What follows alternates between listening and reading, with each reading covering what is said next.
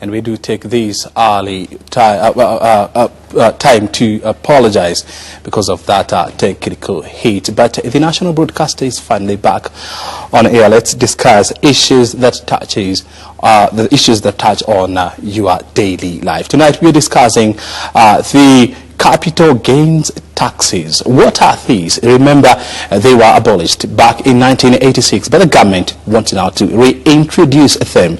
What does this mean for you? And who exactly is targeted for this? I am now joined by Samuel Geshege, who is a member of parliament for KPP and also a member of the Parliamentary Budget and Appropriation Committee. Thank you very much, Samuel, for joining us. Thank you.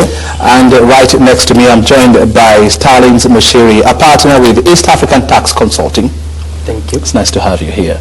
I want you first of all to take us through Starlings. Can you explain to us what capital gains tax is? Capital gains tax is a tax on property. It's essentially tax that is charged on appreciation of property. This is when you compare it to taxes that are charged on income from active trading in property. So if the property is just lying there, you're not doing much on it, then you pay the capital gains tax. If you're actually developing the property or trading the property, then what you pay is the business tax or trading tax. So this is one way of ensuring that we do not have a lot of land lying idle, which is productive.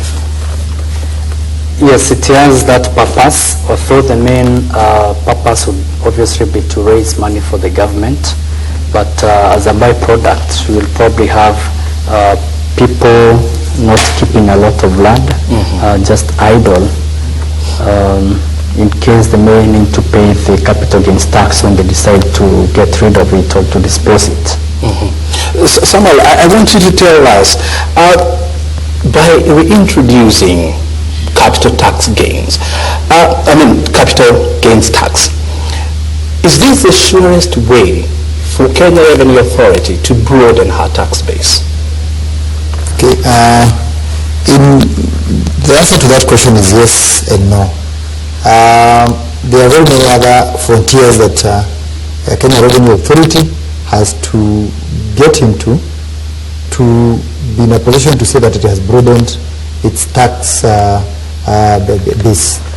But yes, I am aware, in the past I've been a director of Kenya Revenue Authority, so I am aware that KRA has for a long time targeted that particular sector for taxation, especially after the 1990s and 2000 boom of in the real estate as well as the stock exchange. So it is true, and indeed I think it was almost immoral that every other person was paying tax, but the millions that were being made in real estate, the stock exchange, and of late the mineral sector were not paying any tax.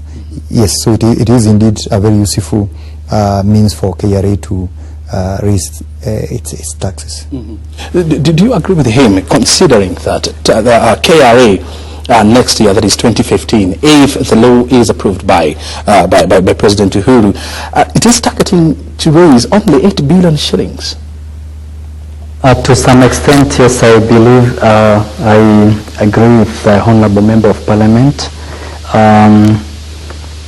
I think it is time the government decided that, it's time really to tax the sector, because before then, the sector was not really paying tax.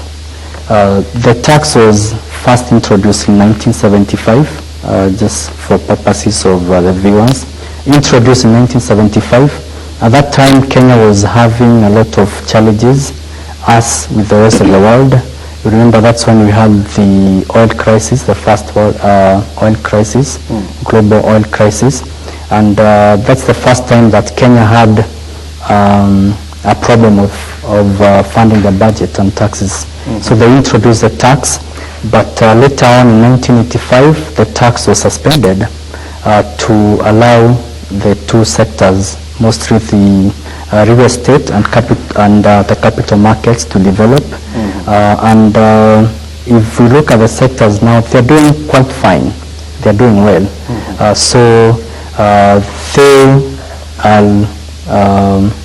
We can say that probably it's time to tax them because the government has literally exhausted most of the other avenues of most of the other sectors looking at the taxes. Very well.